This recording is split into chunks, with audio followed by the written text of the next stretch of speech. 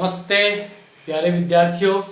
कक्षा 12 रसायन विज्ञान अध्याय 1 ठोस अवस्था पर हम चर्चा कर रहे थे। पिछले वीडियो में हमने आयनिक ठोसों और आणविक ठोसों के बारे में बात करी थी। आज हम अगले टॉपिक की तरफ बढ़ रहे हैं। आज हमारा टॉपिक रहेगा क्रिस्टलीय एवं अक्रिस्टलीय ठोस, और इनमें उपस्थित जो इकाई होती है, यूनिट सेल होती है, इकाई एकक कोशिका होती है, उन सब के बारे में यहाँ पे हम आपको जानकारी देंगे। देखिए, टॉपिक शुरू करने से पहले कुछ छोटा सा संदेश मैं आपको देना चाहूँगा। रसायन विज्ञान एक प्रायोगिक विषय है और किसी भी टॉपिक को बेहतरीन तरीके से पढ़ने के लिए, समझने के लिए उसके मूलभूत आधार चीजें हैं वो आपको समझनी होती है। इसके लिए मैंने कुछ प्रत्यक्ष उदाहरण भी आज आपके समक्ष प्रस्तुत करूंगा, ताकि उनको आधार मानते हुए आप टॉपिक पर अपना फोकस कर सके। तो लीजिए शुरुआत करते हैं क्रिस्टलीय एवं अक्रिस्टलीय ठोसों के बारे में। इसको समझाने से पूर्व दो छोटे से एग्जाम्पल मैं आपको देना चाहूंगा। बच्चों, मेरे पास ये दो वस्तुएं हैं, एक ये है, दूसरा ये। देखिए, ये है फिटकरी, जो कि एक क्रिस्टलीय ठोस का एक महत्वपूर्ण उदाहरण है। दूसरा मेरे हाथ में ये है रबड़, ये भी अक्रिस्टलीय ठोस का एक महत्वपूर्ण उदाहरण है। इन दोनों को भली भांति आप देखने के बाद इनमें हम जो अंतर करने जा रहे हैं उनकी तरफ आप ध्यान देंगे। तो देखिएगा, सबसे पहले बात करते हैं क्रिस्टलीय ठोस क्या होते हैं। देखिए, क्रिस्टलीय ठोस के लिए सबसे महत्वपूर्ण पहला पद आता है उसकी जो ज्यामिति होती है वो एक निश्चित पैटर्न में होती है। निश्चित पैटर्न का मतलब है कि कोई भी एक यूनिट सेल, देखिए एक वर्गाकार यूनिट सेल है, इस यूनिट सेल के अंदर एक वर्गाकार यूनिट सेल है, वो आपको चारों ओर इसी प्रकार की यूनिट सेल्स हैं, वो आपको इसमें ध्यान रखनी है। यूनिट सेल के बाद बहुत महत्वपूर्ण बात ये होती है कि क्रिस्टलीय जो ठोस होते हैं उनकी जो यूनिट सेल है वो आपस में एक दूसरे को मजबूत आधार से एक दूसरे को बांधे रखती है, और मजबूत आधार से बांधे रखने के कारण से वो कठोर हो जाते हैं, और कठोर होने के कारण से उनके जो गलनांक है वो उच्च होते हैं, तीक्ष्ण होते हैं। सबसे बढ़िया एग्जाम्पल होता है इसका सोडियम क्लोराइड। इसके ठीक विपरीत अक्रिस्टलीय ठोस, अक्रिस्टलीय ठोस में जो गुण होते हैं वो इससे जस्ट विपरीत होते हैं। सबसे महत्वपूर्ण बात इनकी ज्यामिति है, वो नियमित नहीं होती है। और इन दोनों में अंतर करने के लिए तीन महत्वपूर्ण पदों पर हम बात करेंगे। वो तीन महत्वपूर्ण पद है बच्चों, अपवर्तनांक, वैद्युत प्रतिरोध और तापीय चालकता। अपवर्तनांक आप कक्षा 10 में अध्ययन करके आ चुके हैं स्नेल के नियम से, जिसमें mu is equal to sine i upon sine r का जो अनुपात होता है वो अपवर्तनांक कहलाता है। ये विभिन्न पदार्थों का मान अलग अलग होता है। दूसरा था वैद्युत प्रतिरोध, ये भी कक्षा 10 में आप ओम के नियम से इसका अध्ययन करके आ चुके हैं। फिर आता है तापीय चालकता। तापीय चालकता का मतलब है कि जब भी आप किसी वस्तु पे ताप गुजारते हो तो ताप का प्रसार किस प्रकार से होता है। एक तो नियमित प्रसार होता है, एक उसमें प्रतिरोध आता रहता है, तो वो तापीय चालकता कहलाती है। इन तीनों को आधार मानते हुए हम क्रिस्टलीय और अक्रिस्टलीय ठोसों में इनके अंतर की तरफ ध्यान देंगे।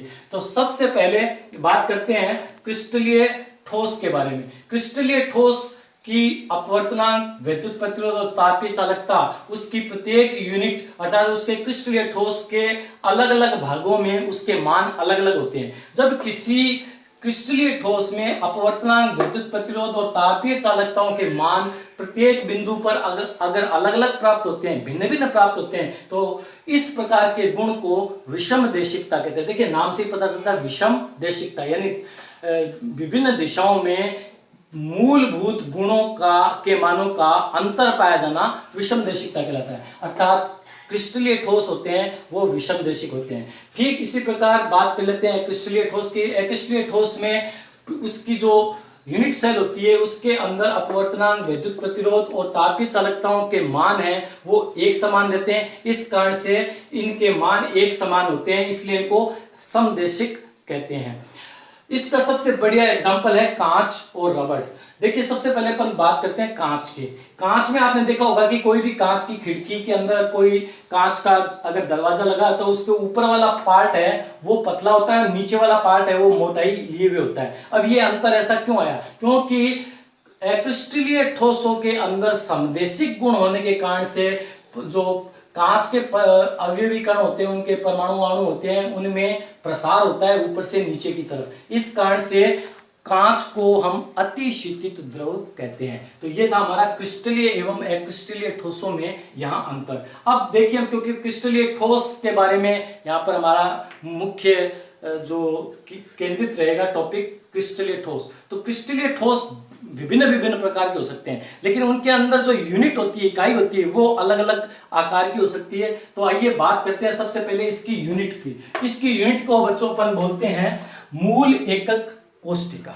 क्या बोलते हैं? मूल एकक कोष्टिका। मूल का मतलब होता है जो मेन इकाई होती है उसको अपन मूल बोलते हैं। तो मूल एकक इकाई कोष्टिका के अंदर जो अध्ययन करने वाली चीजें होती है उनके बारे में अध्ययन करने से पूर्व हम उनके पैरामीटर्स के बारे में बात करेंगे, क्योंकि किसी भी यूनिट के पैरामीटर के आधार पर ही हम क्रिस्टलीय ठोसों की संरचना और उनके आकारों के का निर्धारण करते हैं। तो देखिए पैरामीटर दो प्रकार के होते हैं।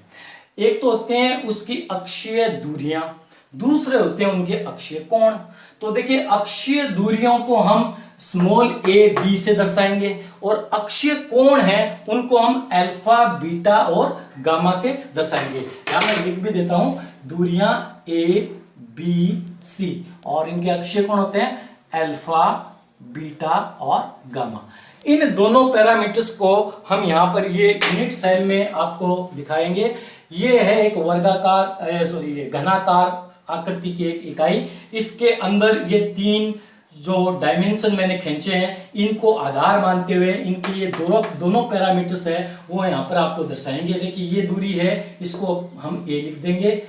ये वाली दूरी है यहाँ से यहाँ वाली दूरी को हम b लिख देंगे और इस बिंदु से इस बिंदु तक की दूरी को अपन c लिख देंगे।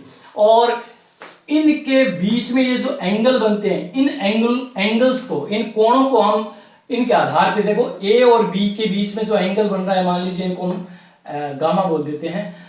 B और C के बीच में जो एंगल बन रहा है उसको हम अल्फा बोल देते हैं। A और C के बीच में जो एंगल बन रहा है उसको अपन बीटा बोल देते हैं। तो ये इसके मूल थे पैरामीटर्स। ये पैरामीटर्स अलग अलग क्रिस्टलीय ठोसों में इनके जो मान होंगे वो भिन्न भिन्न होंगे और भिन्न भिन्न मानों के आधार पर ही उनकी जो संरचना है वो भिन्न भिन्न होंगी। अब देखिए यहां पर ध्यान दीजिए, ये है हमारी घनीय एकक इकाई कोष्टिका जिसको अपन मूल एकक कोष्टिका भी बोलते हैं। इसके प्रत्येक कोणों पर अगर अवयवी कण क्या होते हैं बच्चों? किसी भी क्रिस्टलीय ठोस के अवयवी कण या तो उसके परमाणु हो सकते हैं, अणु हो सकते हैं या आयन हो सकते हैं। इनको हम जालक बिंदु के नाम से भी जानते हैं। तो जालक बिंदु या अवयवी कण एक ही चीज होते हैं। सबसे पहले बात करते हैं इस प्रकार के पैरामीटर्स को आधार मानते हुए विभिन्न प्रकार की एकक इकाई कोष्टिकाओं का यहाँ पर अपन वर्णन करेंगे। सबसे पहले बात करते हैं मूल एकक कोष्टिका। मूल एकक कोष्टिका में एक सरल घनीय घन होता है, उसके प्रत्येक कोणों पर अवयवी कण मौजूद हो सकते हैं। देखिए अवयवी कणों की संख्या को गिनकर उनके अवयवी कण या जालक बिंदु संख्या हम बता सकते हैं। तो आप सरल एक मूल एकक कोष्टिका में सरल घनीय में इन जालक बिंदु की संख्या 8 बताएंगे। देखिए कैसे 1 2 3 4 5 6 7 8। तो मूल एकक इकाई कोष्टिका में जालक बिंदु की संख्या हो गई 8। फिर दूसरा प्रकार आता है केंद्रित एकक कोष्टिका। केंद्रित एकक कोष्टिका में सबसे महत्वपूर्ण आता है काय केंद्रित। क्या आता है? काय केंद्रित।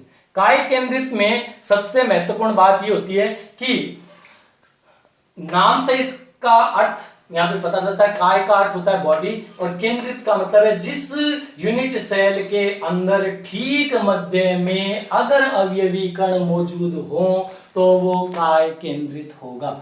फिर दूसरा प्रकार आता है फलक केंद्रित। देखिए फलक केंद्रित क्या होता है? ये मान लीजिए देखो इकाई कोष्टिका मान लें।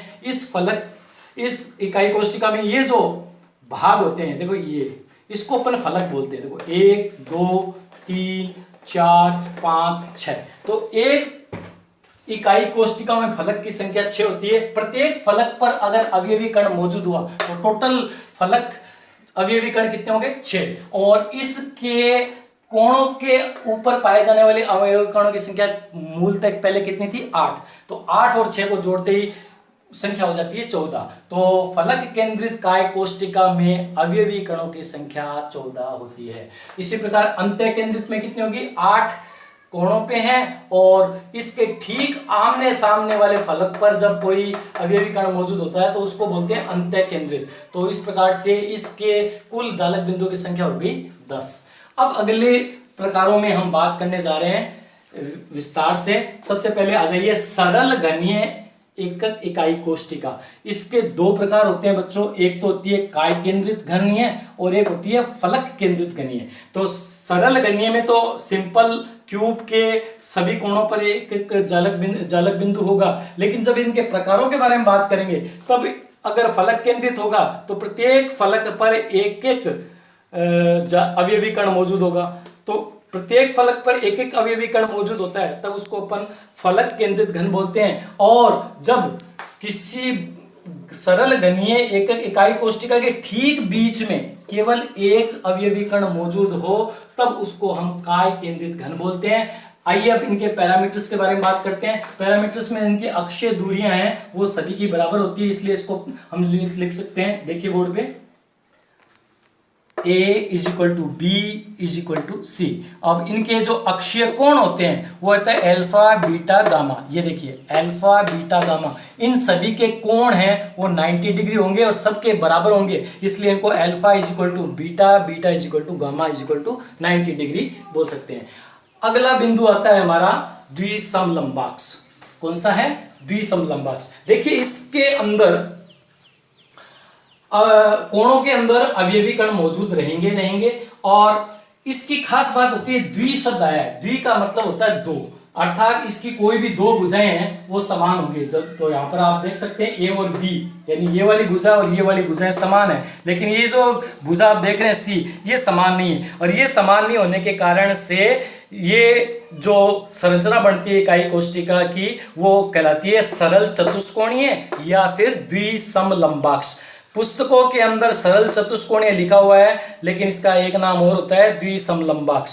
और इसके जो पैरामीटर्स होते हैं उसमें दो भुजाएं समान होती है, लेकिन तीसरी भुजा C समान नहीं होने के कारण से B और C के मध्य के लाइन को अपन क्रॉस करके काट के दिखाते हैं। और इसके जो कोण होते हैं अल्फा बीटा गामा है वो सभी एक दूसरे के 90 डिग्री एंगल पे होते हैं, इसलिए कोण इसके बराबर होते हैं। और इसका एग्जाम्पल होता है बच्चों स्टेनस ऑक्साइड।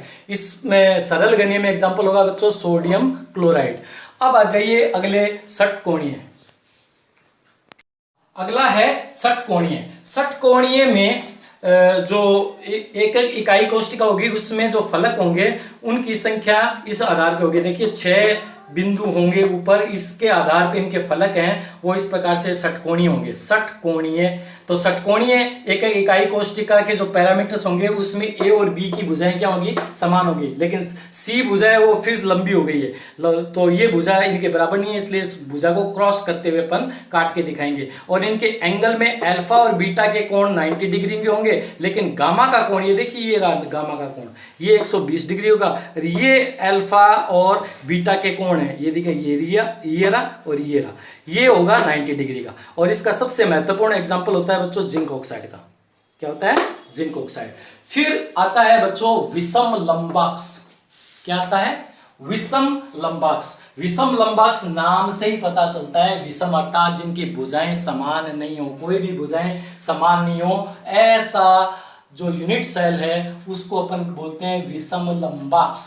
और इनकी जो भुजाएं समान नहीं होने के कारण से इसके पैरामीटर को कैसे दर्शाएंगे? A is not equal to B, B is not equal to C। इसी प्रकार इसके बीच में जो एंगल बन रहे हैं, लेकिन ये एंगल क्या होते हैं? ये एंगल बराबर होंगे, एंगल 90 डिग्री होंगे, इसलिए इस प्रकार की जो यूनिट होगी उसको अपन बोलते हैं विषम लंबाक्ष।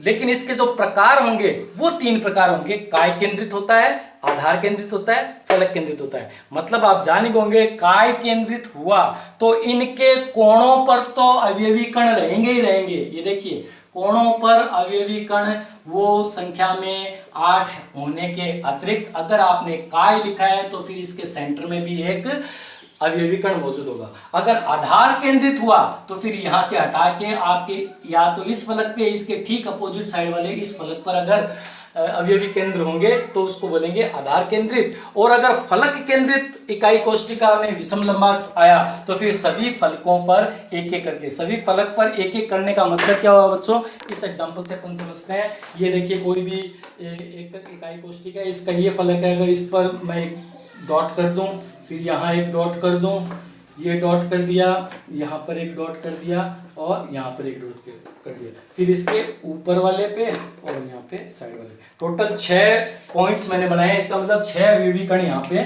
लिखे हैं। 6 अवयवी कण लिखने का मतलब है कि ये विषम लंबाक्ष के अंदर फलक केंद्रित इकाई कोष्टिका का एग्जाम्पल होगा। और इसमें जो क्रिस्टल आता है वो आता है पोटेशियम नाइट्रेट का।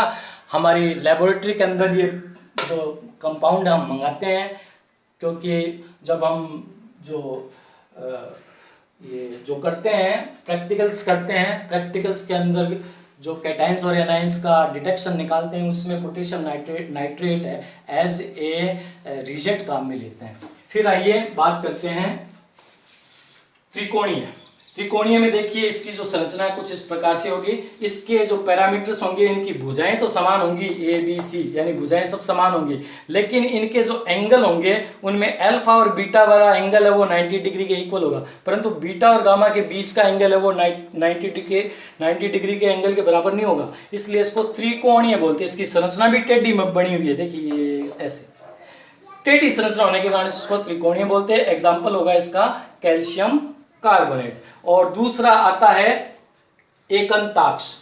एकंताक्ष के अंदर पैरामीटर्स को अगर अपन ध्यान देंगे तो इस अगर एग्जांपल्स देखें, अगर इस डब्बे को अपन टेढ़ा कर दें, इस प्रकार टेढ़ा कर दें तो इसकी सब भुजाएं हैं वो छिन्न भिन्न हो जाएगी, और छिन्न भिन्न हो जाने के कारण से इसके एंगल भी डिस्टर्ब हो जाएंगे। तो इनकी भुजाएं तो पहले ही समान ही थी, ए बी सी भुजाएं क्या नहीं थी, टेढ़ा करने से भुजाओं में की दूरियों में अंतर आ जाता है, इसलिए ए बी सी तीनों भुजाएं समान नहीं होंगी। दूसरा इसके जो एंगल होंगे उनमें अल्फा और गामा वो 90 डिग्री का होगा, परंतु बीटा है वो 90 डिग्री का नहीं होगा। इसमें भी 2 प्रकार होते हैं, एक तो होता है सरल और दूसरा होता है आधार केंद्रित। सरल में सिंपल होगा, अवयवी कणों की जो संख्या होगी वो कोणों पे होगी, लेकिन अगर आपने अंत्य केंद्रित किया तो इसके या तो ये वाली भुजा इसके ठीक अपोजिट वाली भुजा पे यहाँ पर अवयवी कणों, या फिर आमने सामने की कोई भी आमने सामने की भुजा पर अगर अवयवी कण मौजूद होते हैं तो फिर वो अंत्य केंद्रित कहलाता है। सबसे एंड में आता है त्रिंताक्ष। त्रिंताक्ष के अंदर बच्चों जो भुजाएं होंगी वो पैरामीटर्स के अंतर्गत ए बी सी तीनों इक्वल नहीं होगी, समान नहीं होंगे, और इसके कोण भी समान नहीं होंगे। अल्फा बीटा और गामा कोई भी कोण 90 डिग्री एंगल पे नहीं आएगा। इस प्रकार के जो इकाई कोष्टिका है वो त्रिंताक्ष कहलाती है, और इसका सबसे बेहतरीन एग्जाम्पल होता है पोटेशियम डाइक्रोमेट का। आइए बच्चों कुछ और बात करते हैं। मैंने आपको बताया कि कोई भी क्रिस्टल बनता है उसका पैकिंग क्या होता है, क्योंकि अगले वीडियो में हम इसी के बारे में बात कर रहे हैं कि कोई भी क्रिस्टल, मान लीजिए क्रिस्टल है, इस क्रिस्टल की मान लीजिए ये यूनिट है, ये यूनिट इस डब्बे में कितने टाइप की ऐसी यूनिट है वो समा सकती है, तो वो डब्बे में इस यूनिट के समाने की जो अपन कैलकुलेशन निकालेंगे उसको अपन पैकिंग बोलते हैं। और ये पैकिंग किस आधार पे निकालते हैं, ये पैकिंग बच्चों अपन निकालते हैं पैरामीटर्स के आधार पे। पैरामीटर्स ही तय करते हैं कि किसी भी क्रिस्टल के अंदर किस प्रकार की तो यूनिट है और उसकी कितनी संख्याएं उसमें आ सकती है। तो ये आज का हमारा टॉपिक था, क्रिस्टलीय एवं अक्रिस्टलीय ठोस, उसमें पाई जाने वाली यूनिट सेल के टाइप्स के बारे में मैंने आपको सारा बता दिया है आज। फिर अगले वीडियो में हम बात करेंगे अवयवी कणों की संख्याएं निकालना, और जो निबिड़ संकुल है, संकुलन कैसे बनता है, किस प्रकार से क्रिस्टल तैयार होता है, उसको अपन निबिड़ संकुल बोलते हैं। ये हम अगले वीडियो पर बात करेंगे। तब तक के लिए आज्ञा दीजिए।